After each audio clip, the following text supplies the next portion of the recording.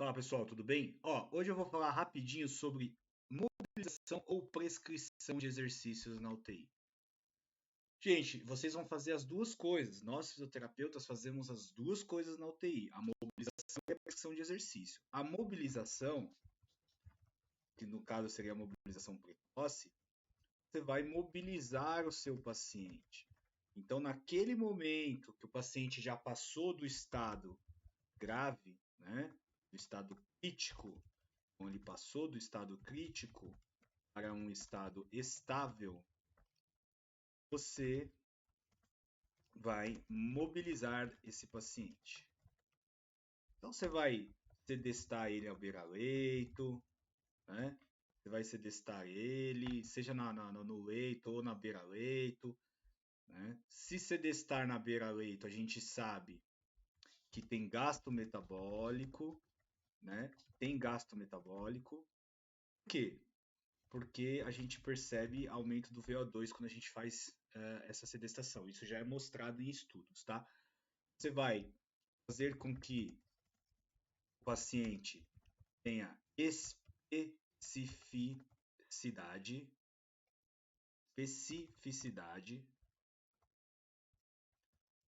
de movimento. O que é isso? Ele vai começar a ganhar o movimento que ele tinha perdido. Por quê? Você vai estar colocando esse paciente para se movimentar e ele vai estar ativando as suas placas neurais novamente. E o exercício? E a prescrição do exercício? Quando você vai prescrever um exercício para esse paciente, você tem que levar em consideração algumas coisas. O estado nutricional dele, como ele está comendo, se tem energia para fazer os exercícios ou não. Já saiu do estado crítico, já saiu do hipermetabolismo do estado crítico. Então, como você vai saber disso? Assim que ele melhorar daquele estado crítico da doença, teoricamente ele já saiu desse estado de hipermetabolismo. E aí você vai prescrever o exercício para ele.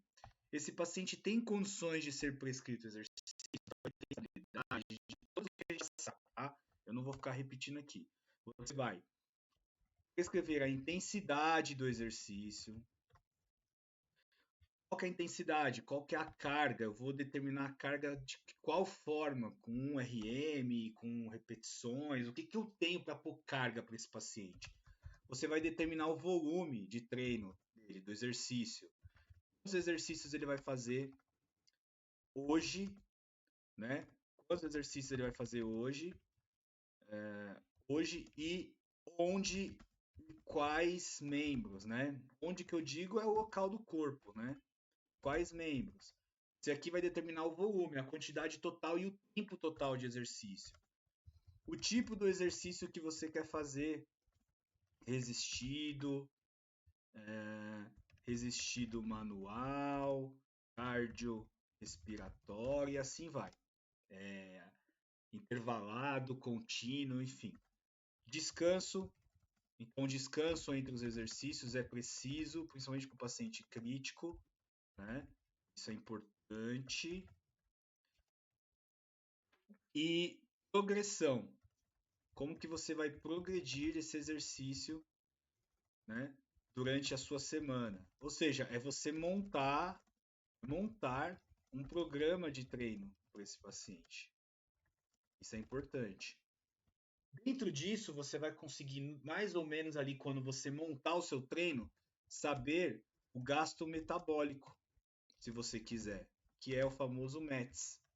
Você consegue prever quanto esse paciente gastou de METs, e aí você vai saber quanto ele está consumindo questão nutricional, e você vai saber também qual que é o gasto metabólico dele basal, né? Isso é importante. Então, aqui a gente está falando de um paciente que vai se recuperar da sua doença crítica, da sua doença crônica, ele tem uma fraqueza muscular e você precisa ajudar esse paciente a melhorar a sua questão de força, de equilíbrio, de volta à funcionalidade. Então tem que entender que para ter um gasto metabólico com esse paciente, eu preciso que ele esteja consumindo determinada quantidade de nutrientes, porque o gasto metabólico basal dele é X. Óbvio que isso a nutrição já vai ter calculado, mas se você quiser saber um pouco mais sobre isso, converse com a nutrição para você ter uma ideia de o quanto de esforço você está colocando esse paciente. E não pode esquecer que esse paciente, quando ele volta de uma doença crítica, ele pode ter algumas coisas como hipotiroidismo, oh meu Deus, peraí,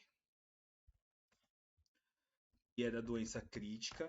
Ele pode ter queda de testosterona, tá?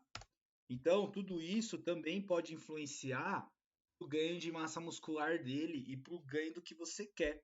Não significa que você vai precisar repor massa, testosterona nem nada. Em alguns casos você precisa. Mas você tem que entender que ele pode ter hipotiroidismo e ele pode ter queda de testosterona. Isso vai afetar, né, o desempenho e o anabolismo. Por isso que a nutrição tenta estimular o máximo o anabolismo com a dieta e suplementos que esses pacientes fazem uso, né, durante a internação. Então é por isso que eles fazem esse tipo de abordagem. E aí você, junto com essa dieta, essa suplementação, você vai colocar o quê? Exercícios físicos resistidos e cardiorrespiratórios.